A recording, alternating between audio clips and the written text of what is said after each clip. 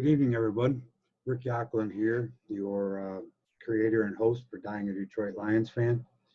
I intended to have a podcast and video cast out a couple of days ago, but with the weather being as cruddy as it's been around here, I enjoyed the weekend mowing my lawn and doing a couple other things, and we're back to the shitty old cold Michigan winter right now. So with that being said, I want to touch on a couple of subjects tonight leading up to the Detroit Lions draft. And first thing we'll talk about that I'd like to talk about is there are a number of Facebook groups that are fan related for the Detroit Lions. And I've got some comments about some of those. And as well as I also have my own Facebook group in regards to that.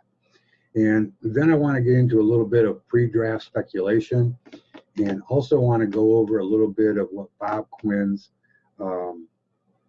history in the 4 previous drafts have been, and kind of give you guys an idea of kind of what I think, and we'll go from there.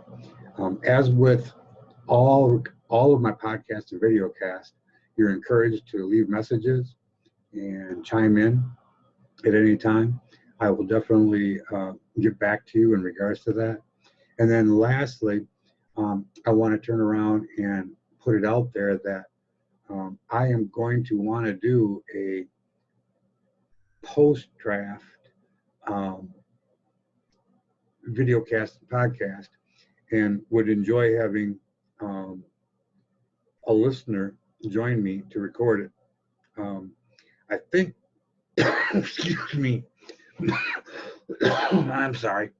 I'm thinking that I'd like to do 2 of them actually. One after the first day, because there's so much hype around the 3rd draft pick that the Lions possess, that maybe that would be a good time to kind of see what Quinn does with that 3rd pick. Is he going to be able to accumulate more picks?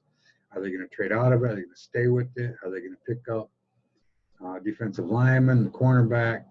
So if anybody's interested in joining me in a podcast, especially after the 1st round on Thursday night, just message me and let me know a contact information for you, whether it's Facebook, email, whatever. I'll have my links will be in order to contact me. My links will be in the show notes on both the recording for the video cast as well as the podcast. So that would probably be the best way to contact me, is contact me directly. That way your information is not being shared to anybody else.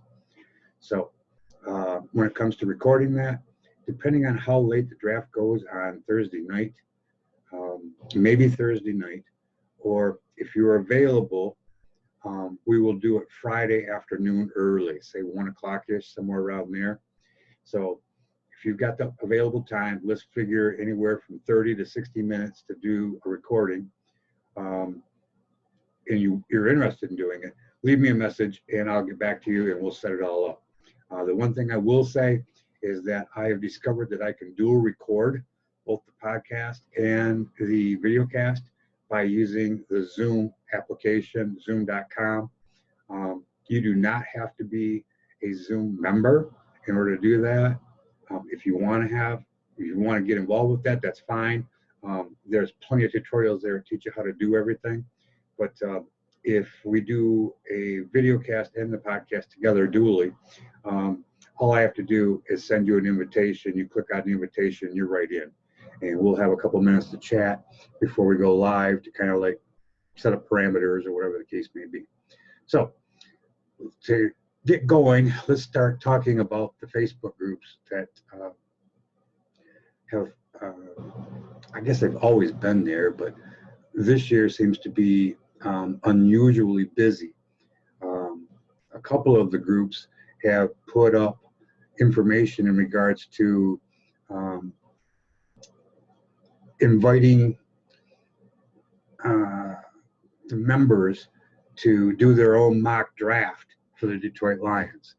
And I have not wasted my time and effort on that, but it's amazing how many wannabe Detroit Lion general managers there are in these groups, as well as the conflict that the people are putting up for the drafting of these quasi wannabe draft kicks or draft kings like Mel Kiper Jr. and Todd McShay. So it's kind of hilarious in regards to that. But what I'm really getting at, or what I'm really disappointing in, is that I have many Facebook groups on a number of different platforms and under different, how do I want to call it, aliases on Facebook. I also, in the group setup, I do require questions to be asked, but as an administrator and owner of a group, the idea of a group to me is to create discussion. Whether you agree or disagree with somebody is fine, but as an admin, I think you have to turn around and let people speak their mind, and you can't get butthurt. And let me explain what I mean by butthurt. In one particular group, there is a guy that's the administrator that, because I used actual figures and facts as well as history in regards to replying to a person's post in that group, that this administrator and owner of the group decided to instant message me without my permission. Now, number one, just common courtesy is that if you're not a friend, or if I've not asked for you to message me, which I do in these, of course, in these podcasts and videocasts, I'm very open to that. But just from common courtesy, you don't just turn around and instant message one of your members of the group. And especially when you try to call me out for being a hater and telling me that the group is for supporters of the Detroit Lions, not detractors. I gave it a minute when I saw that the person had turned around and IM'd me, went back and looked at the group, and I had a post deleted from that group where I had asked for female members of the group that might be interested in sharing their fandom with the Detroit Lions, with me on a videocast and podcast. And one of their other administrators responded to me. So my post has been deleted now by this person because obviously he thinks that I'm a bad egg in some way. So I responded back to his IM with the fact that, what are you having an issue with? At least you could tell me, instead of calling me out and telling me I'm not a fan and I'm a hater. And my exact quote to him was, my reply to such and such's post, okay, was filled with facts and truth. What did I do wrong in responding to the post? Well, his comment back to me was the fact that I was being a hater and trying to cause controversy because my facts were accurate and the group is only for supporters, not anybody to upset the apple cart. I looked at that and realized that I'm dealing with an idiot and a child, someone that's very immature and has no business as administrator of a group that is going to try to quiet their members and has the power to delete posts and delete them from the group. I basically shot back at him about, you know, you are the issue, not anybody else. And of course, I got one of his parting comments back to me in regards to the fact that my comments, if they're negative in any way to the Detroit Lions, are not appreciated. I should only be there to rah-rah the Lions. Well, folks, I'm 64 fucking years old. I have been a Detroit Lions fan since I was born. I do not remember 1957. I was born in 1956. But from about the time I was 2 to 3 years old, I've been watching Detroit Lions football with my parents, with my uncles, with our family on Sundays and Thanksgiving days. So I've been following this team longer than this guy's probably even been alive, number one. Number two, I'm educated, have a management background, and know that I have a good way of writing, and I know how to, if I were going to put somebody down, to do it in a way that's not so condescending that they're going to be upset by it. So I'm a little disappointed with some of that with Facebook, and I'm still going to share my posts when they're done.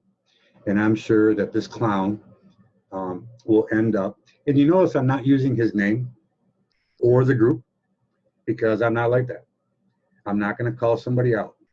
But I will tell you this. I invited that person to come on this program to do a podcast and videocast with me to explain his fandom, what he thought an administrator of a Facebook group is for, and to explain his concept of fandom and why he gets so personally butthurt over the fact of somebody making a comment that is contrary to what someone else says, especially when it's backed up with facts, history of the Detroit Lions. Numbers don't lie. And this person has refused to come on the show with me. And matter of fact, won't even answer the question in regards to my invite, because I've asked him 3 times the last time we had a little bit of a back and forth chit for chat in group, mind you, not private message anymore, because I made it very clear that it was not clear and not cool to private message me. If you got something to say, put it in the group so the group sees what kind of a butthurt baby you are. And he never did respond in regards to coming on the podcast or videocast with me. So I'm sure that once this podcast and videocast are posted on the group, that somebody that's one of his cronies is going to hear this and is probably going to get back to him, even though I'm not using his name or their group, not disclosing it to anybody. I fully expect that I will probably be banned from the group because you have an administrator that is such a baby. And is he that much of a blue Kool-Aid drinker? I don't know. But if he can't be mature enough to kind of like deal and roll with the punches in regards to the fact that people have opinions and you can't silence another person's opinion, I guess I don't need to be in the group. You know, granted, I'm trying to build my audience for the podcast and for the videocast as well. But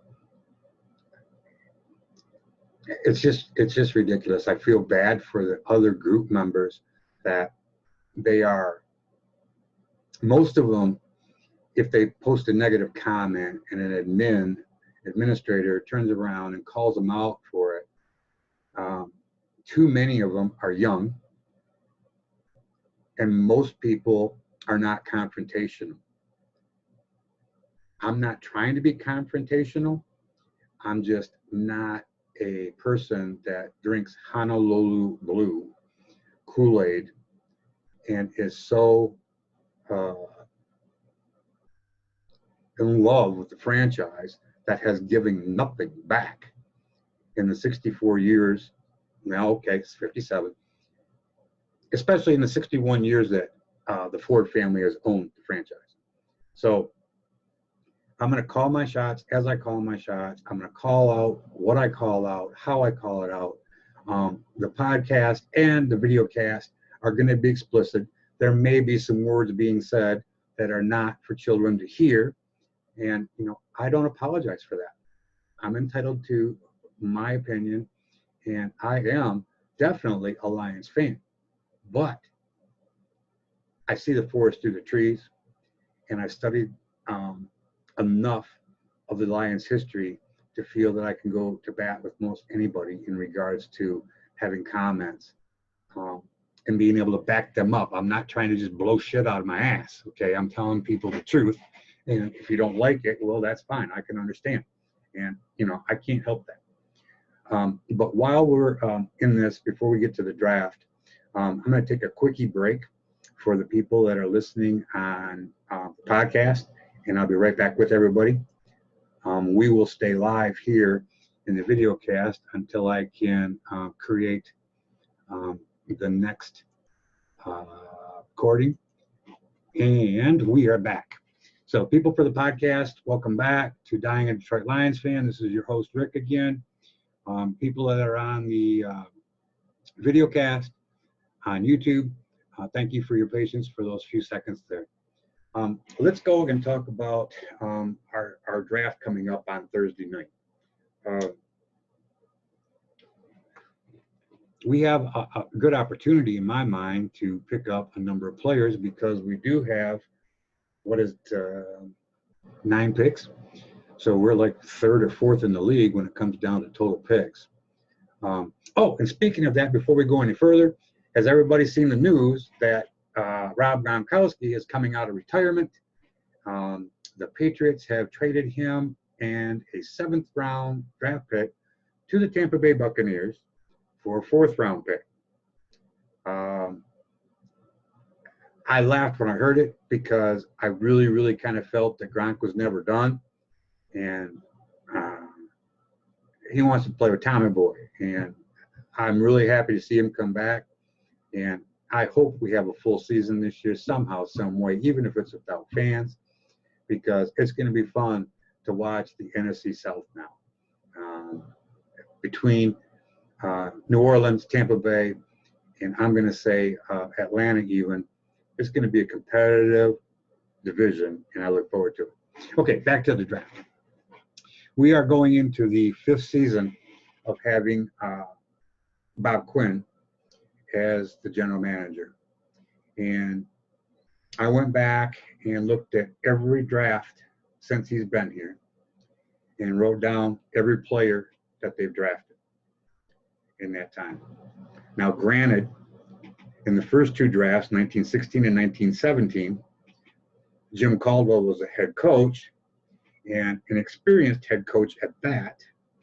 And basically, Quinn was stuck with Caldwell when he came on board because Caldwell kind of had the ins with Mrs. Ford, and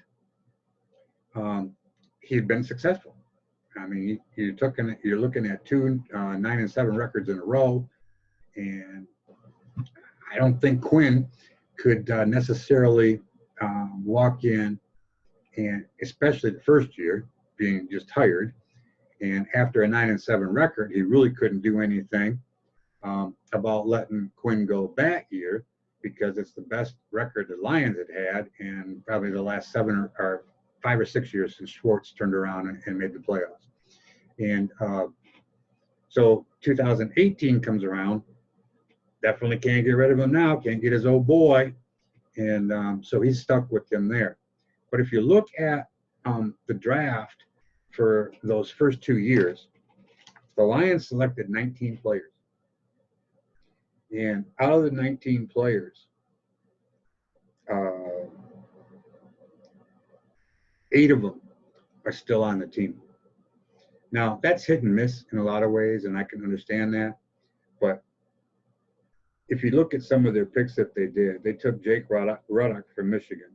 Well, let's go back to 2016.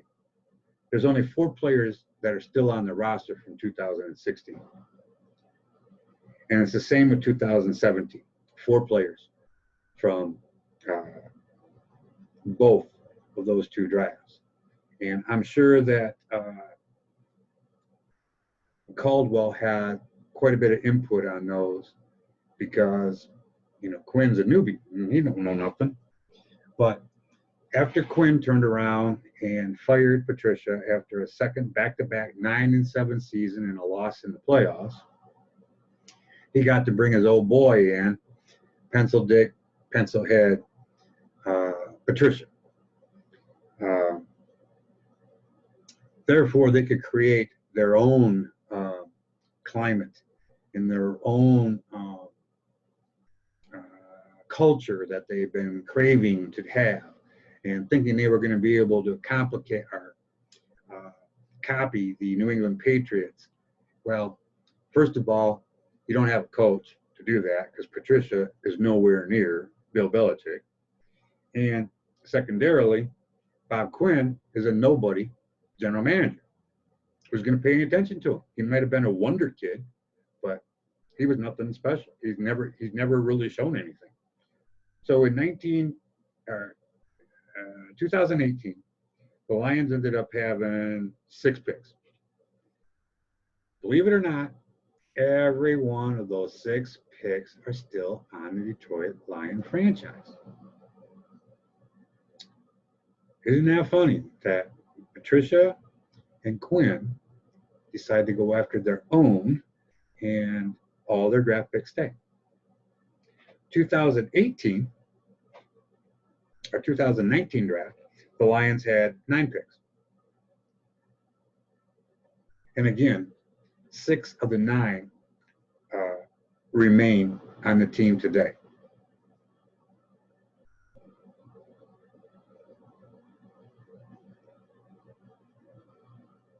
And I'm curious as to what people think out there. Do you think that Quinn hit on 17 or 18 and 19's draft? That they're only missing 3 players off of that draft on their team? Or do you think that Patricia and Quinn were just doing it to cover their own ass because they got to turn around and perform? And I'm looking at this draft here for 2020, and granted, I got to give a little bit of,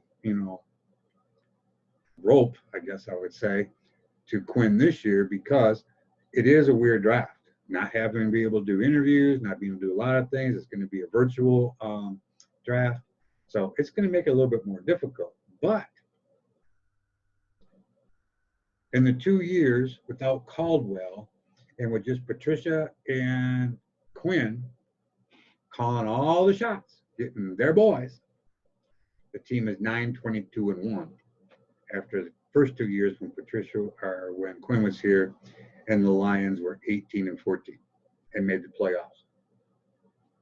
So we know that this year the front office and management coaching of the Detroit Lions are under the gun. And that's what makes me or leads me to believe that I don't have any confidence in Quinn whatsoever. I feel that he is a complete bust. Him and Patricia know that basically they're already on the bus leaving Detroit.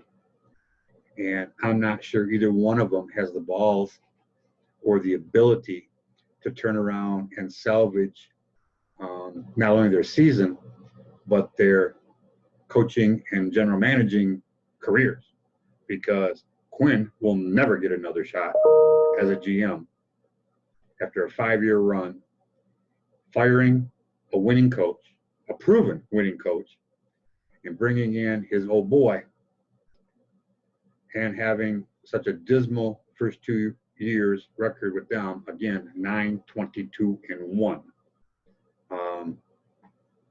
I just don't see it. What are your thoughts on that? Do you think the Lions can miraculously pull out this year? Do you think they're really going to be a team that's going to contend for the Central Division. When you look at Green Bay in Minnesota, I just don't see it, you know. Yeah, Detroit has a tendency to beat Green Bay once a year. But I just don't see it. I don't think Patricia has it in him to be the head coach that we would all like him to be. And I know Quinn is not the general manager that needs to be in position for the Detroit Lions. I'm so disappointed that Mrs. Ford allowed those two idiots to continue an additional year. She should have got rid of them last year. A 9-22-1 record is not going to change overnight. After 3 years, no matter what the Lions do this year, because I guarantee you they're not going to go 16-0. And even if they went and won 10 games, they're still going to be below a losing record. And I mentioned before that the Lions are sitting at about a 36 or 32% win percentage with Patricia. And yeah, and after Quinn was at almost 57%. So, and that was Caldwell having 4 years. This tells me that this is bad from the get-go and it needs to go away.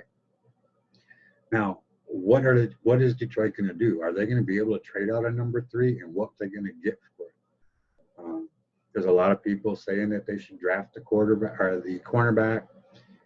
They should just get the defensive tackle or lineman, Simmons.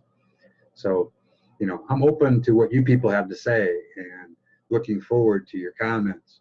Something that I can bring up Thursday in regards to what people are looking for in the draft. How do you feel the Lions are going to fare? What would be, in your opinion, a good first-round pick? Because that's all we're going to get on Thursday. If they stay at number 3, are you going to be satisfied with who they pick? If they were to trade out, and let's say they picked up a second first-round pick, how would you go about using those 2 picks? And what needs do you see with the Detroit Lions? Yes, their defense needs help. Yes, the Detroit Lions still need another offensive tackle that can keep Stafford upright. But the Lions also need a running game. I do not feel comfortable with the backs the Lions have. I would love to see Kerryon Johnson. He's a speed burner, good ball player, but it's looking like he's got the tendency to get hurt year after year. 2 years in, 2 years injuries. So, you know, I'm not really all that hyped up about who they brought in. I can't remember the guy's name, but he's an older back. Oh, who knows? I mean, I don't really have confidence in the team one way or the other. So we got that. Let me know if you have any interest in coming on and doing a dual broadcast or dual recording, so that we can wrap up the first day of the draft and what we feel, or how you feel, as well as how I feel. We can go back and forth about the performance of the Lions with the first round. And if you want to do that recording with me, again, in the show notes for both the podcast and the YouTube, we'll have my contact information. You can contact me in any manner that you see written there. And just leave me your name and how to contact you back, and I will do it as soon as I see the message. And depending upon the time the draft ends on Thursday night, maybe we can do a broadcast right then while everything's fresh in our mind, or we can do it early Friday, because I plan on watching the rest of the draft. And the same goes for once the draft is completed on Sunday. If there's anybody who would like to kind of like discuss the whole draft on a dual cast again, or a dual recording again, I'd love to have you on. We will do it on Zoom. You do not have to be a Zoom subscriber or member, because if I send you the invitation, you'll be able to enter into my room. You don't have to have anything but your computer that has a camera and microphone on it. So I'm open, please. I really want the content here. I had Don on last week, and I know that he is already game to go with a post-draft recording. And I don't have to make it one-on-one. We can have more people. I mean, I can have up to, well, I should take that back. Currently, I can only have one person for more than a 40-minute recording. So if we go multiple people and I have 3, 4, or more, we're limited to 40 minutes, but I hope to remedy that if my stimulus check comes in tomorrow, which I heard Wednesdays and Thursdays are the days I should receive them. But if I have that, I will sign up for a different plan with them, which will give me unlimited time, unlimited guests. So, but right now I'm kind of working on a budget. So basically, that's all I got for today. As always, please kind of like, support, share, hit the thumbs up button, subscribe to the broadcast or podcast or the YouTube channel. For those that are listening to the podcast, there's a support button on the page that you will be directed to when you go to the episodes. Once you click on one, there's a support button there. If you'd like to help support by leaving me a donation, I'd really appreciate it. It's not that I want it for monetary gain, but there is some equipment I'd like to buy to make things a little more professional than just what I'm doing right now. Plus, I intend on taking both the podcast and VideoCast on the road this fall to either go to some local pubs in my area to record a pregame and post-game type show from there. I'm also open to going outside of my area. I'm in the Flint area, by the way, but I'm open to going outside my area if somebody has a favorite sports bar or whatever the case may be that would like to get involved. We can do that too. I'll be more than happy to travel to do that. As long as it's realistic where it can be a day thing and not like going up to the UP or something. In addition to that, I fully intend to go down to a Lions game this year if fans are allowed, so that I can set up outside the entryway to get into the Lions game, because as you know, people start lining up quite early, but the Lions don't let anybody in the door until I think it's an hour before the game, or maybe an hour and a half.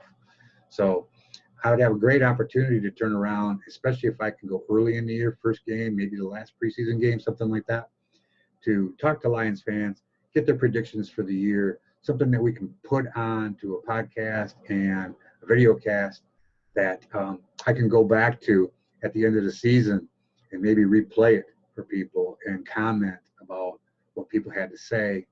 And hopefully I'll have the editing skills and stuff at that point in order to also be able to do that. Who knows? I mean, again, I'm new to the podcast and videocast thing. I'm kind of working my way, learning my way as I go, trial and error. But hopefully we can make it all happen. So again, listen, share, like, support, subscribe, and let's make this adventure grow. And hopefully I get more interaction from some of you people, and we have more interaction with Detroit Lion fans. And as we look forward to another season, hopefully we have one, and we discuss all things Detroit Lions. So once again, Rick Yaklin here, signing off for Dying a Detroit Lions Fan. Thank you for listening. And anybody interested in co-hosting with me, please look into the show notes on both the podcast and YouTube. You'll see all my contact information. Contact me and let's make it happen. We'll set it up and we'll make it happen. So have a great night. Enjoy yourselves, and I will be talking to you soon.